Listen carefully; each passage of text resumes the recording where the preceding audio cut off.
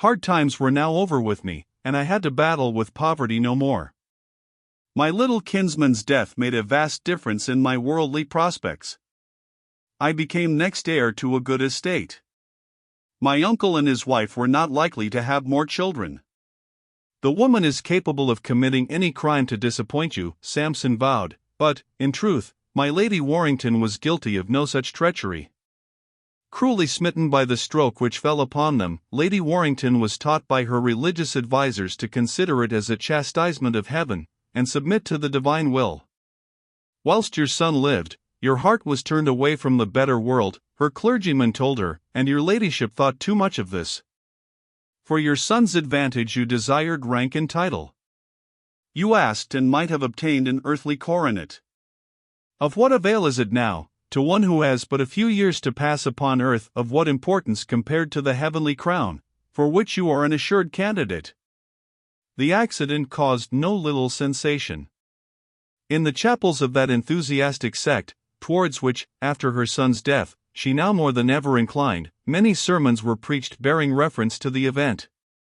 Far be it from me to question the course which the bereaved mother pursued, or to regard with other than respect and sympathy any unhappy soul seeking that refuge whither sin and grief and disappointment fly for consolation. Lady Warrington even tried a reconciliation with myself. A year after her loss, being in London, she signified that she would see me, and I waited on her, and she gave me, in her usual didactic way, a homily upon my position and her own. She marveled at the decree of heaven, which had permitted, and how dreadfully punished, her poor child's disobedience to her, a disobedience by which I was to profit. It appeared my poor little man had disobeyed orders, and gone out with his gun, unknown to his mother. She hoped that, should I ever succeed to the property, though the Warringtons were, thank heaven, a long-lived family, except in my own father's case, whose life had been curtailed by the excesses of a very ill-regulated youth, but should I ever succeed to the family estate and honors, she hoped, she prayed, that my present course of life might be altered, that I should part from my unworthy associates, that I should discontinue all connection with the horrid theatre and its licentious frequenters, that I should turn to that quarter where only peace was to be had, and to those sacred duties which she very much feared that I had neglected. She filled her exhortation with scripture language, which I do not care to imitate. When I took my leave she gave me a packet of sermons for Mrs. Warrington, and a little book of hymns by Miss Dora, who has been eminent in that society of which she and her mother became avowed professors subsequently, and who, after the Dowager's death, at Bath, 3 years since, married young Mr. Juffles, a celebrated preacher. The poor lady forgave me then, but she could not bear the sight of our boy. We lost our second child, and then my aunt and her daughter came eagerly enough to the poor suffering mother, and even invited us hither. But my uncle was now almost every day in our house. He would sit for hours looking at our boy. He brought him endless toys and sweetmeats. He begged that the child might call him godpapa. When we felt our own grief, which at times still, and after the lapse of 25 years, strikes me as keenly as on the day when we first lost our little one, when I felt my own grief, I knew how to commiserate his. But my wife could pity him before she knew what it was to lose a child of her own. The mother's anxious heart had already divined the pang which was felt by the sorrow-stricken father. Mine, more selfish, has only learned pity from experience, and I was reconciled to my uncle by my little baby's coffin. The poor man sent his coach to follow the humble funeral, and afterwards took out little Miles, who prattled to him unceasingly, and forgot any grief he might have felt in the delights of his new black clothes, and the pleasures of the airing. How the innocent talk of the child stabbed the mother's heart. Would we ever wish that it should heal of that wound? I know her face so well that, to this day, I can tell when, sometimes, she is thinking of the loss of that little one. It is not a grief for a parting so long ago, it is a communion with a soul we love in heaven. We came back to our bright lodgings in Bloomsbury soon afterwards, and my young bear, whom I could no longer lead, and who had taken a prodigious friendship for Charlie, went to the Chartreux school, where his friend took care that he had no more beating than was good for him, and where, in consequence of the excellence of his private tutor, no doubt, he took and kept a good place. And he liked the school so much, that he says, if ever he has a son, he shall be sent to that seminary. Now, I could no longer lead my bear, for this reason, that I had other business to follow. Being fully reconciled to us, I do believe, for Mr. Miles's sake, my uncle, who was such an obsequious supporter of government, that I wonder the minister ever gave him anything, being perfectly sure of his vote, used his influence in behalf of his nephew and heir, and I had the honor to be gazetted as one of His Majesty's commissioners for licensing hackney coaches, a post I filled, I trust, with credit, until a quarrel with the minister, to be mentioned in its proper place, deprived me of that one. I took my degree also at the Temple, and appeared in Westminster Hall in my gown and wig. And, this year, my good friend, Mr. Fokker, having business at Paris, I had the pleasure of accompanying him thither, where I was received à bras ouverts by my dear American preserver, Monsieur de Florac, who introduced me to his noble family, and to even more of the polite society of the capital than I had leisure to frequent, for I had too much spirit to desert my kind patron Fokker, whose acquaintance lay chiefly amongst the bourgeoisie, especially with Monsieur Santerre, a great brewer of Paris, a scoundrel who hath since distinguished himself in blood and not beer. Mr. F. had need of my services as interpreter, and I was too glad that he should command them, and to be able to pay back some of the kindness which he had rendered to me. Our ladies, meanwhile, were residing at Mr. Fokker's new villa at Wimbledon, and were pleased to say that they were amused with the Parisian letters which I sent to them, through my distinguished friend Mr. Hume, then of the embassy, and which subsequently have been published in a neat volume. Whilst I was tranquilly discharging my small official duties in London, those troubles were commencing which were to end in the great separation between our colonies and the mother country. When Mr. Grenville proposed his stamp duties, I said to my wife that the bill would create a mighty discontent at home, for we were ever anxious to get as much as we could from England, and pay back as little, but assuredly I never anticipated the prodigious anger which the scheme created. It was with us as with families or individuals. A pretext is given for a quarrel, the real cause lies in long bickerings and previous animosities. Many foolish exactions and petty tyrannies, the habitual insolence of Englishmen towards all foreigners, all colonists, all folk who dare to think their rivers as good as our Abana and Farper, the natural spirit of men outraged by our imperious domineering spirit, set Britain and her colonies to quarrel, and the astonishing blunders of the system adopted in England brought the quarrel to an issue, which I, for one, am not going to deplore. Had I been in Virginia instead of London, 'tis very possible I should have taken the provincial side, if out of mere opposition to that resolute mistress of Castlewood, who might have driven me into revolt, as England did the colonies. Was the Stamp Act the cause of the Revolution, a tax no greater than that cheerfully paid in England? 10 years earlier, when the French were within our territory, and we were imploring succor from home, would the colonies have rebelled at the payment of this tax? Do not most people consider the tax-gatherer the natural enemy? Against the British in America there were arrayed thousands and thousands of the high-spirited and brave, but there were thousands more who found their profit in the quarrel, or had their private reasons for engaging in it.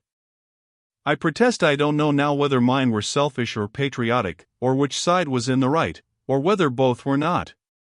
I am sure we in England had nothing to do but to fight the battle out, and, having lost the game, I do vow and believe that, after the first natural soreness, the loser felt no rancor.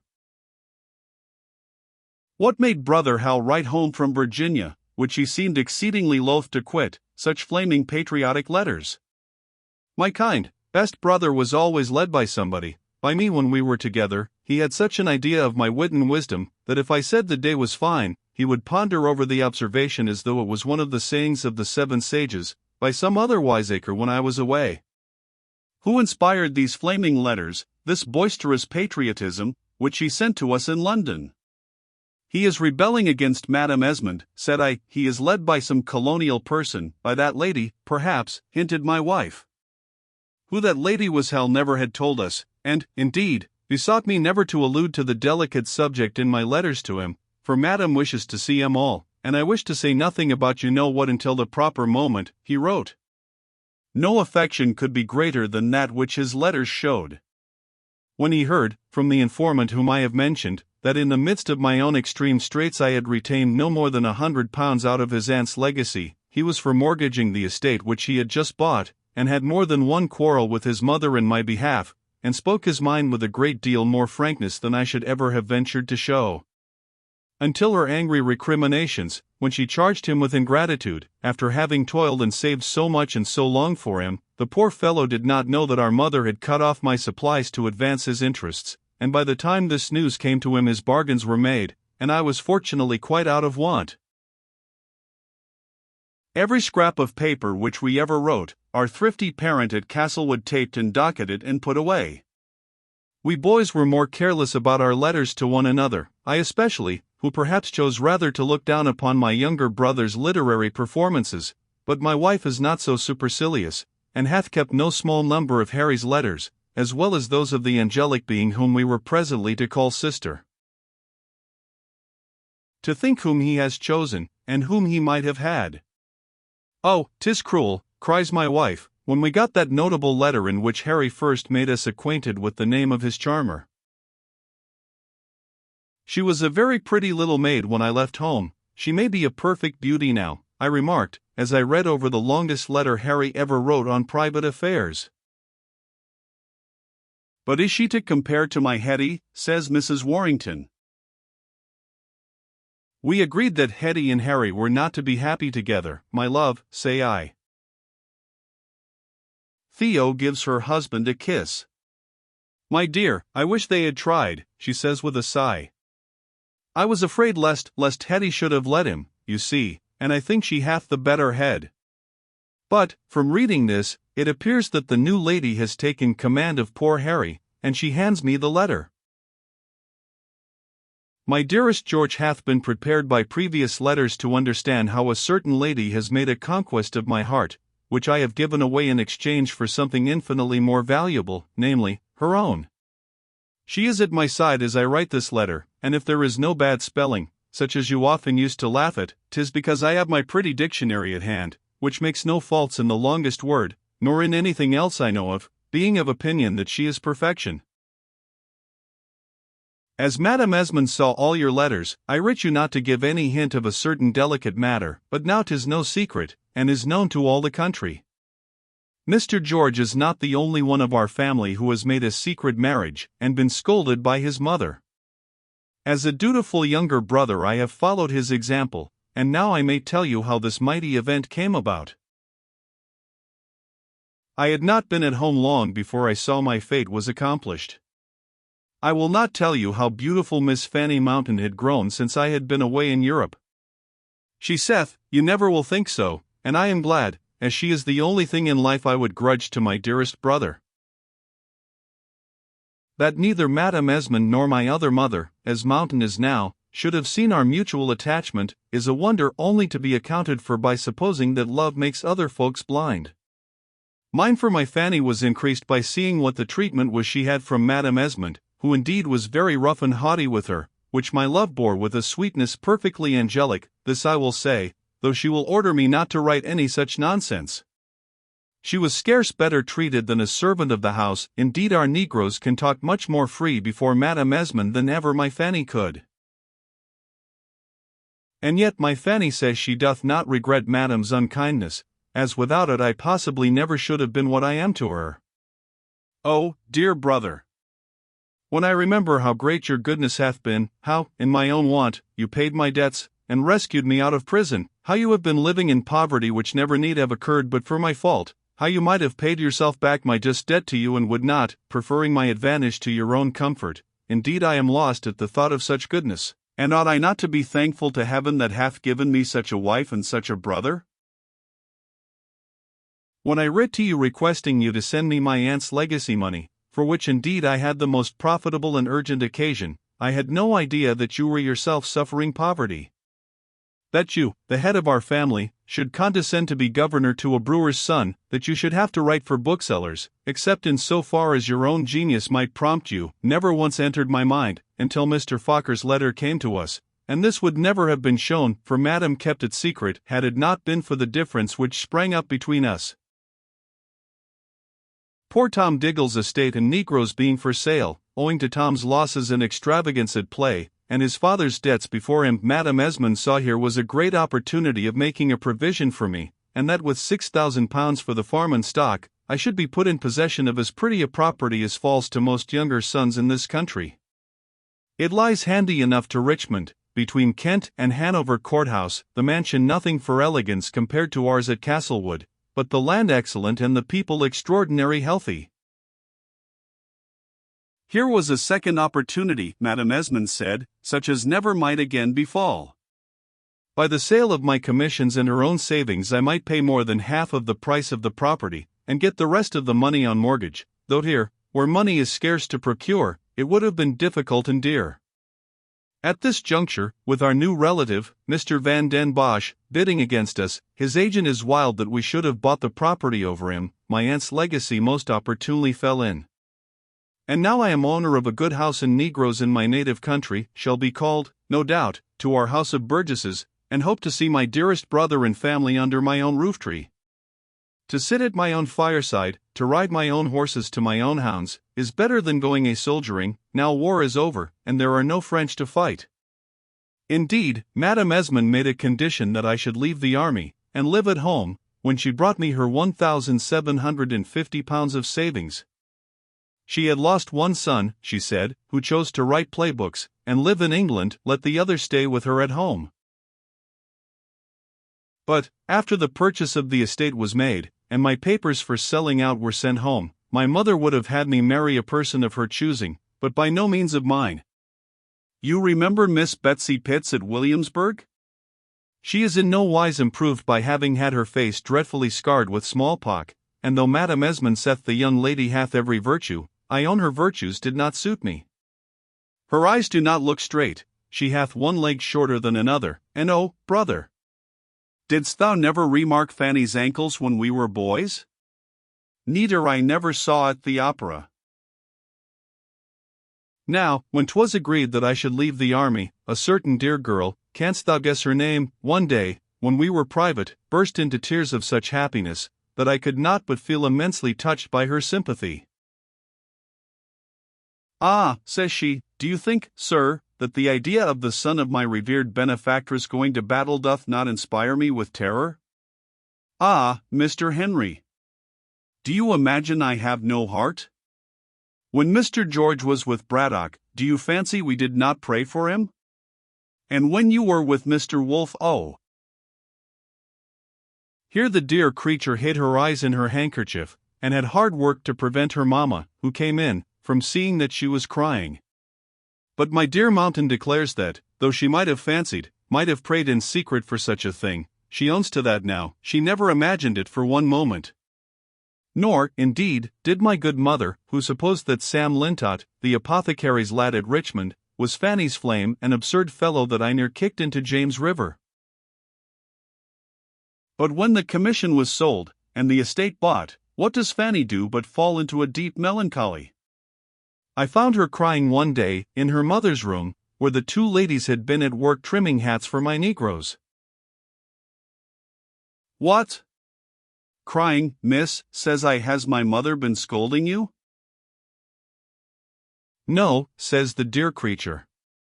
Madame Esmond has been kind today. And her tears drop down on a cockade which she is sewing on to a hat for Sadie, who is to be headgroom. Then, why, miss, are those dear eyes so red, say I? Because I have the toothache, she says, or because I am a fool. Here she fairly bursts out. Oh, Mr. Harry! Oh, Mr. Warrington! You are going to leave us, and 'tis as well. You will take your place in your country, as becomes you. You will leave us poor women in our solitude and dependence. You will come to visit us from time to time. And when you are happy and honored, and among your gay companions, you will remember your...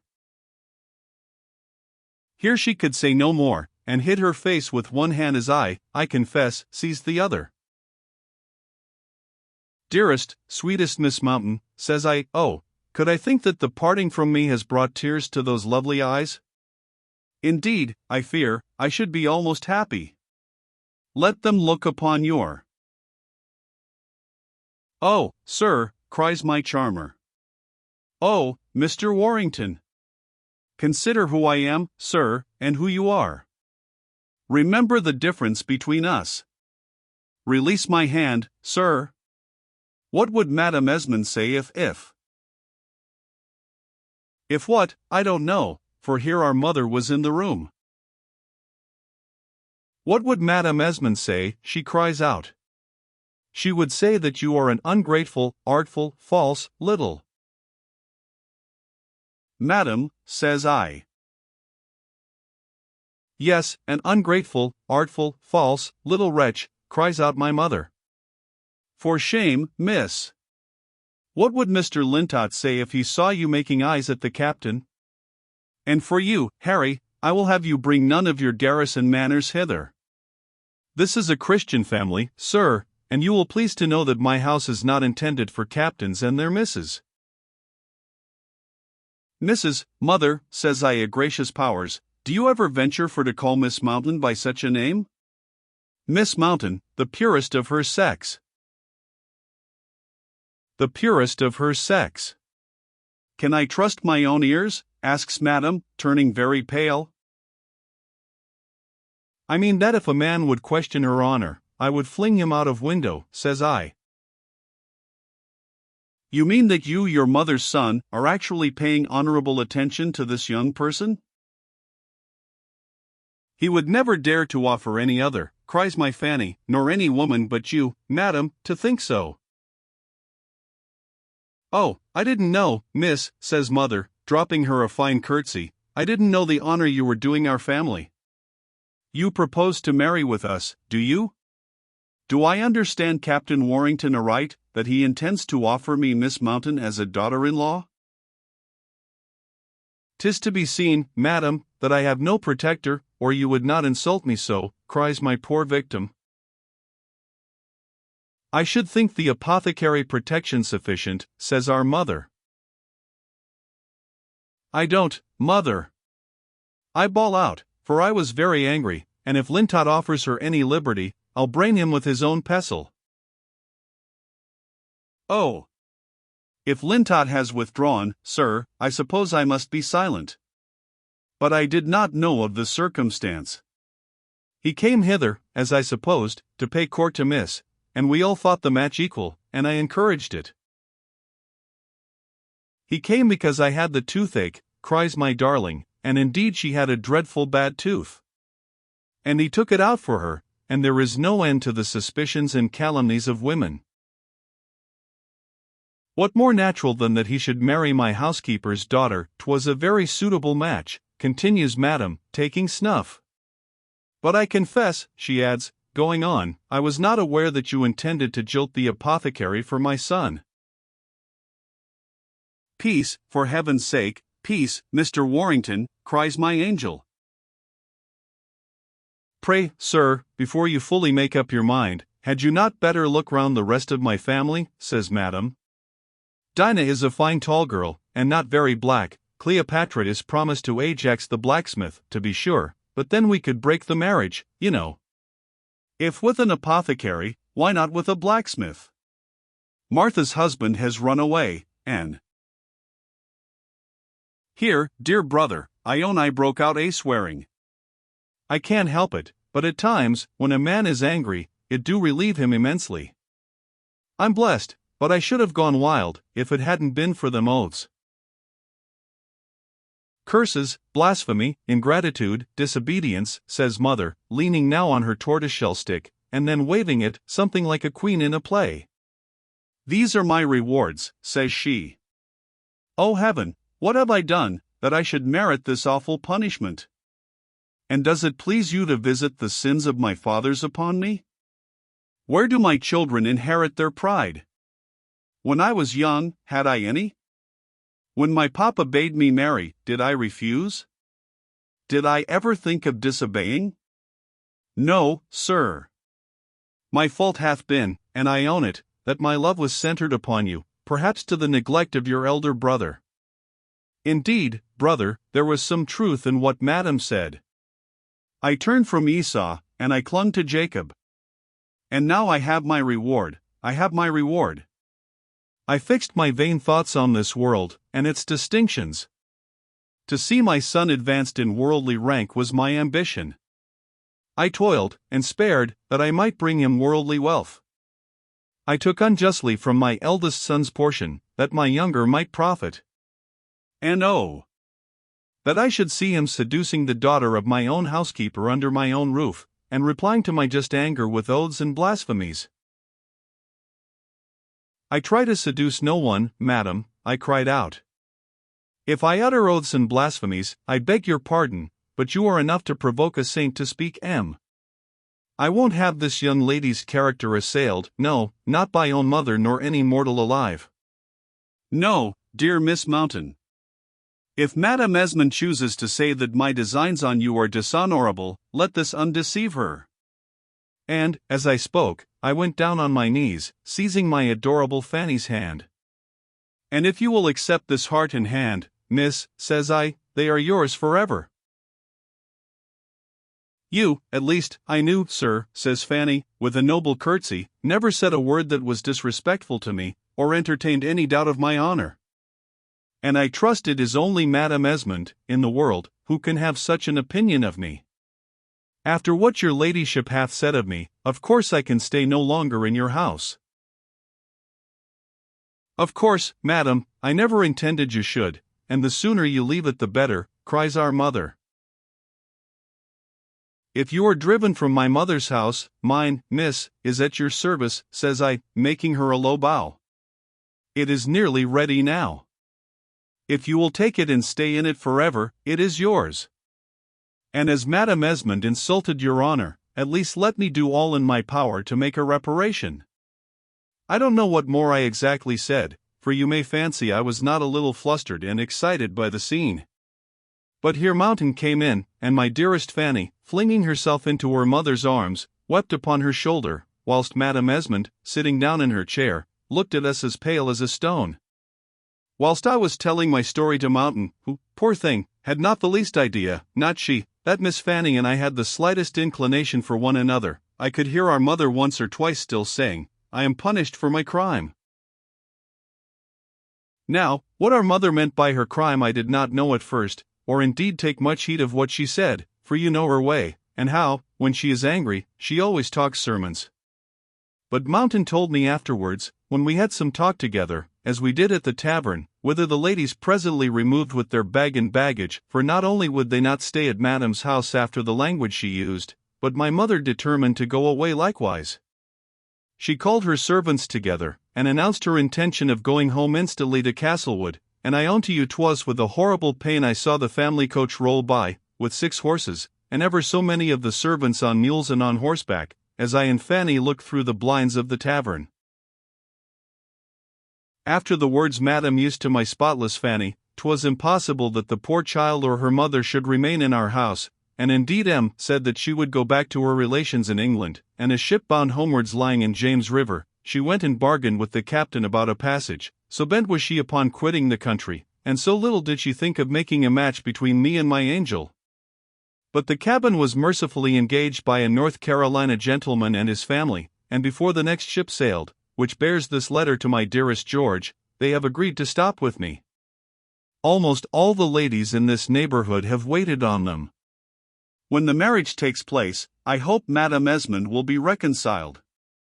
My Fanny's father was a British officer, and sure, ours was no more. Some day, please heaven, we shall visit Europe, and the places where my wild oats were sown, and where I committed so many extravagances from which my dear brother rescued me. The ladies send you their affection and duty, and to my sister. We hear His Excellency General Lambert is much beloved in Jamaica, and I shall write to our dear friends there announcing my happiness. My dearest brother will participate in it, and I am ever his grateful and affectionate H.E.W. P.S. Till Mountain told me, I had no more notion than the dead that Madame E. had actually stopped your allowances, besides making you pay for ever so much, near upon £1,000 Mountain says, for goods, etc., provided for the Virginian property. Then there was all the charges of me out of prison, which I owe you, with all my heart. Draw upon me, please, dearest brother, to any amount, addressing me to care of Messrs. Horn and Sandon, Williamsburg, Privet, who remit by present occasion a bill for £225, payable by their London agents on demand. Please don't acknowledge this in answering, as there's no good in bothering women with accounts, and with the extra £5 buy a cap or what she likes for my dear sister, and a toy for my nephew from Uncle Hal. The conclusion to which we came on the perusal of this document was, that the ladies had superintended the style and spelling of my poor Hal's letter, but that the postscript was added without their knowledge. And I am afraid we argued that the Virginian squire was under female domination, as Hercules, Samson, and Fortes Multi had been before him.